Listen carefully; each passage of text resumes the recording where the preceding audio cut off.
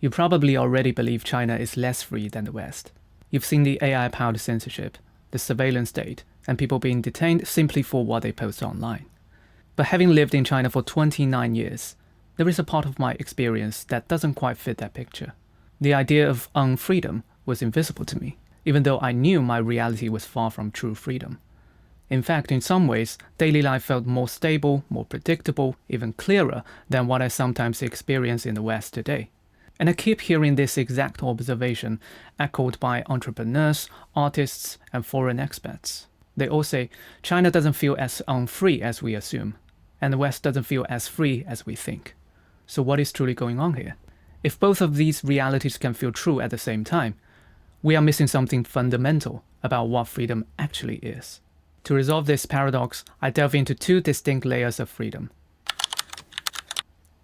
The first layer is the one we talk about the most. It's external, legal, and structural. This is where the classic idea of liberty comes in, especially what the philosopher Isaiah Berlin described as negative liberty and positive liberty. Think of it as a dynamic between a map and a territory. Negative liberty exists when the state allows a map to be continuously updated by the shifting territory. You map the ground yourself. It's messy, but it's yours. That is the foundation of most Western systems. You can challenge power and dominant ideas, and the state stays out of it. The First Amendment in the US is a perfect example of this negative construction. It doesn't simply grant free speech, it prevents the government from restricting it. Positive liberty works the other way around. The state starts with a fixed map, an ideology that claims to represent the truth of all past, present, and future territory. It defines what is good, what is true, and what a free person should be. Then it forcefully reshapes the territory to match that map. But this framework only explains this system, it doesn't explain the experience. Even with a tightly controlled map, people don't walk around feeling lost and oppressed every single moment of the day. And conversely, even with a highly functional map, people don't always feel clear to navigate the territory. So we need to look at a second layer of freedom, the inner one. The inner layer asks not just whether you are free from restrictions, but whether you are actually free to act with responsibility. This is about authorship. Who is really deciding what you think, say, and do? In the West, there is an absolute abundance of freedom from. But that doesn't automatically mean everyone is acting freely in a meaningful way. Instead, we see algorithm-driven outrage cycles. We see teenagers ransacking supermarkets on TikTok for clout, justified by a culture of impunity. We see influencers across the political spectrum playing the edgelord, romanticizing the most horrendous regimes in history through rage bait. The reliable maps passed down by our ancestors are slowly being distorted. Over time, it becomes harder and harder for people to recognize what they are actually free to do. China offers a mirror version of this process. The state's map is so dominant that refusing it is incredibly costly. So most people simply take a detour. They pour their energy into depoliticized work, entertainment, and survival. This leaves a gigantic void in public discourse, which is quickly filled by a radicalized, unchallenged state narrative. People in the West often ask me, Chinese intellectuals have created incredible tech and culture. But where are China's domestic independent commentators? Where are the Chinese counterparts of the Diary of a CEO, Novara Media, Trigonometry? They look at video or podcast platforms, and they assume these voices simply don't exist. But they're looking in the wrong place. In China, serious discussion happens in writing on WeChat, an all-in-one super app with monthly active users exceeding all other podcasts or video platforms combined. Written articles are a much more agile way to test the shifting boundaries of censorship. And today, thanks to built-in AI voice tools, they are consumed exactly like podcasts. But this space is heavily manipulated. Outrageous official narratives frequently go viral. You'll see totally fabricated polls claiming the Taiwanese public craves immediate reunification with China. You'll see endless videos insisting people in autocratic countries love their dictators.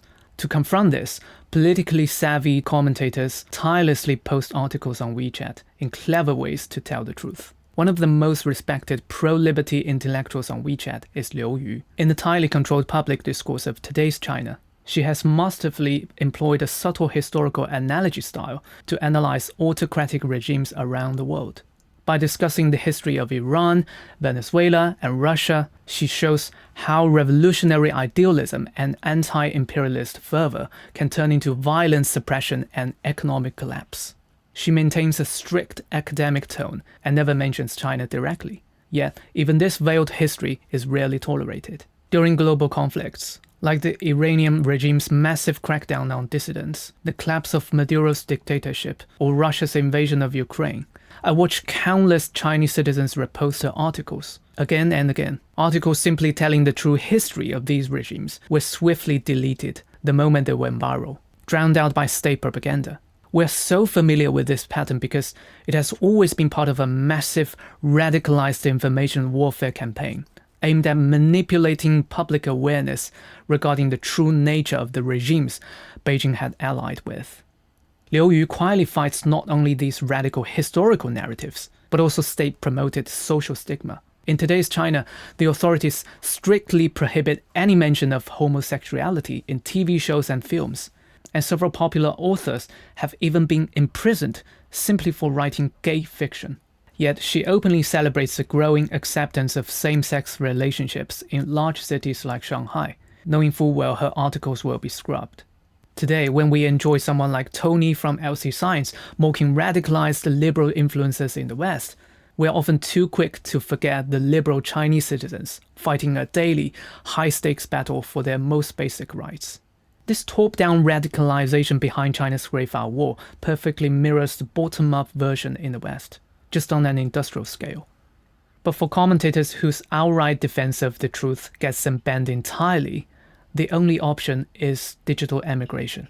They become firewall emigres, citizens who speak up on YouTube and X via VPNs out of conscience, despite the very real threat of exit bans and police harassment. One of the most prominent firewall emigres is Chen Qiushi. He is a China-based former lawyer and TV celebrity I have followed since my early career in Shanghai. He used to have millions of followers on his Chinese social media accounts before they were shut down entirely following his honest reporting on the 2019 Hong Kong protests. After that, he became a firewall emigre, active on YouTube. Then the pandemic hit. In early 2020, when the whole world desperately wanted to know exactly what was going on in Wuhan, I noticed Chen Qiushi re-emerging on YouTube as the only high-profile Chinese citizen journalist who dared to report from the ground.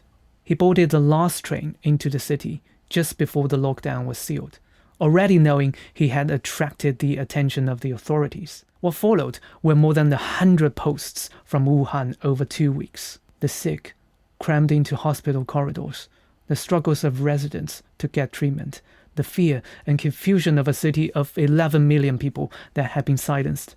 By early February, he had become the most globally visible citizen journalist operating in real time inside an autocratic state.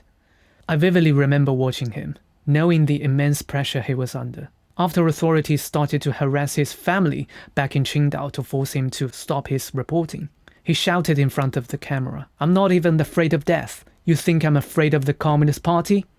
Hearing that, I completely froze. My gut instinct told me that his words and heroic actions would lead to his immediate arrest.